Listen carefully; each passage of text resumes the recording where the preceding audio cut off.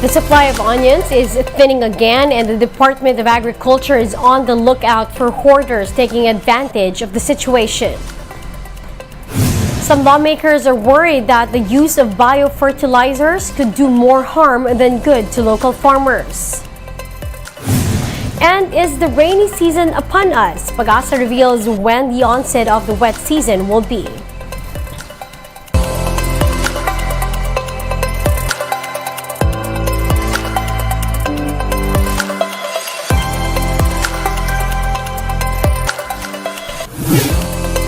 Fast, focused, and fearless. Here's a roundup of stories we're watching now. I'm Riza Diaz. Prices of onions are on the rise again. The commodity is selling for as much as 200 pesos per kilo now. That's triple the price last year. Shaila Francisco tells us why. Napakamahal na sibuyas. 96 pesos na to, samantalang dati puro ito 80 lang.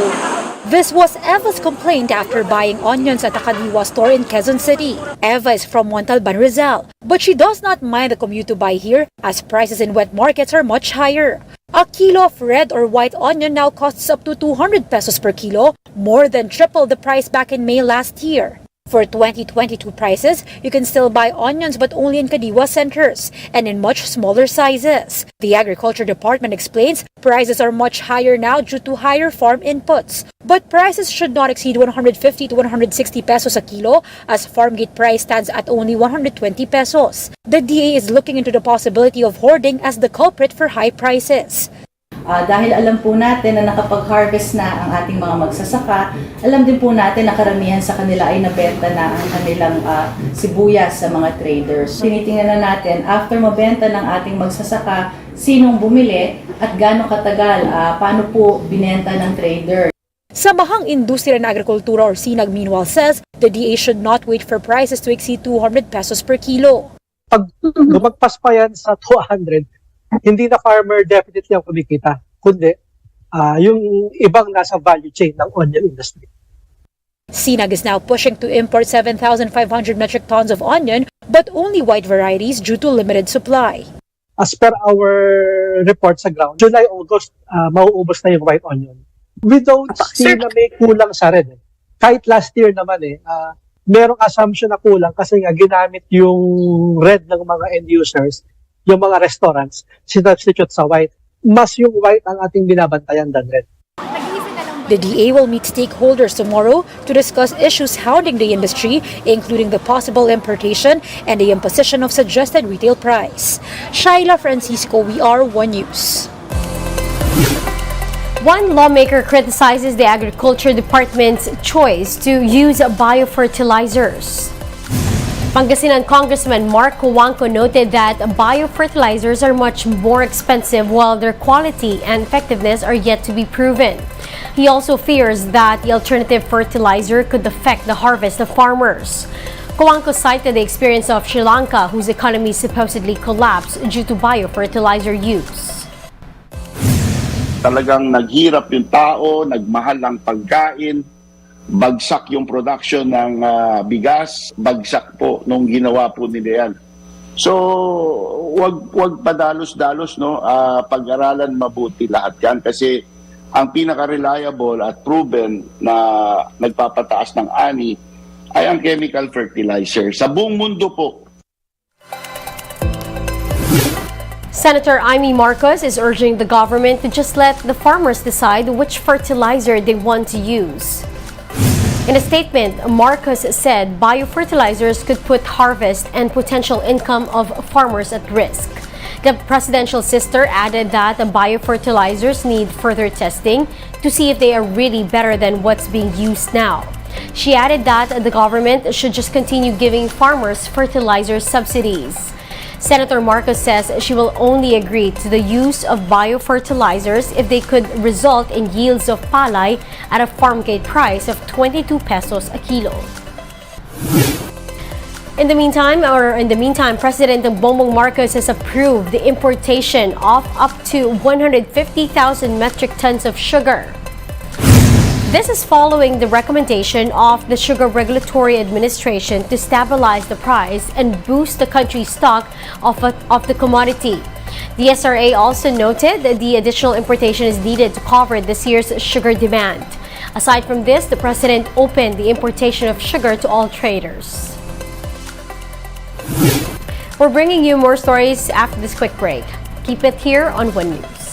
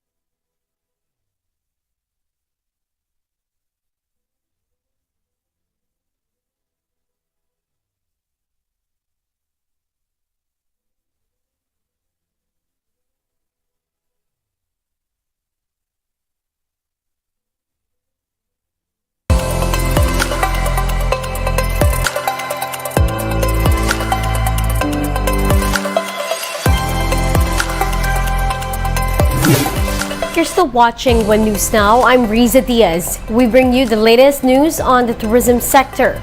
International arrivals in the country have breached the 2 million mark since the year started, or above the tourism department's baseline target for 2022. The DOT set the target last year at 1.7 million foreign visitors. South Koreans are top visitors, followed by Americans, Australians, Canadians, and Japanese. Tourism Secretary Cristina Frasco believes that international travelers are still interested in visiting the Philippines despite pandemic challenges. Presidential Advisor on Creative Communication, Paul Soyano, says a Filipino ad in the United Kingdom has been misconstrued. The said London bus ad featured a photo of Filipino-British nurse May Parsons with a slogan that says, "We give the world our best." Parsons administered the world's first COVID-19 vaccine. Soriano clarified that the advertisement was not part of the country's tourism promotion campaign and that it was only meant to honor OFWs and uplift their spirits. Recall that Senator Nancy Binay questioned the bus ad, which she felt offered Filipina nurses as a commodity to foreigners. Meantime, President Bongbong Marcos has issued an executive order for the management of heritage houses within Malacanang. Under EO number 26, an advisory board will formulate policies and programs for this project.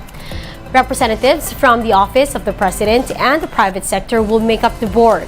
The EO also establishes the Malacanang Heritage Mansions Management Center for the technical and administrative support.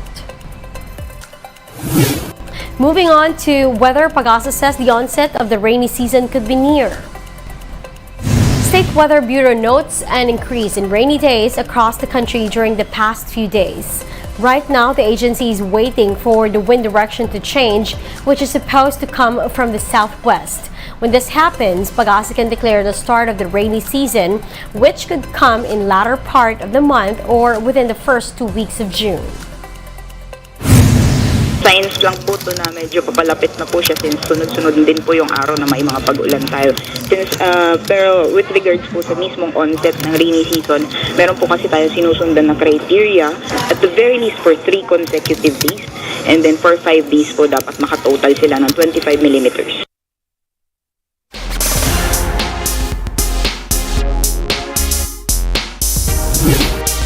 The Philippines stays at the fifth place in the medal tally of the 2023 SEA Games in Cambodia.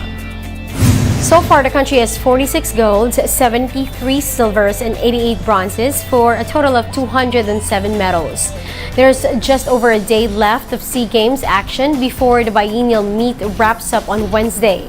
Vietnam is still ahead with close to 300 medals on the back of 108 golds, 94 silvers, and 95 bronze. Below it are Thailand, Indonesia, and host Cambodia. Singapore, meanwhile, trails the Philippines and is at 6th place. Coming in at 7th is Malaysia with 153 total medals so far. Below it are Myanmar and Laos, while the last 2 spots are occupied by Brunei and East Timor. Now, One News will be back tomorrow at 7 in the morning. I'm Riza Diaz. We are One News. All sides, all the time.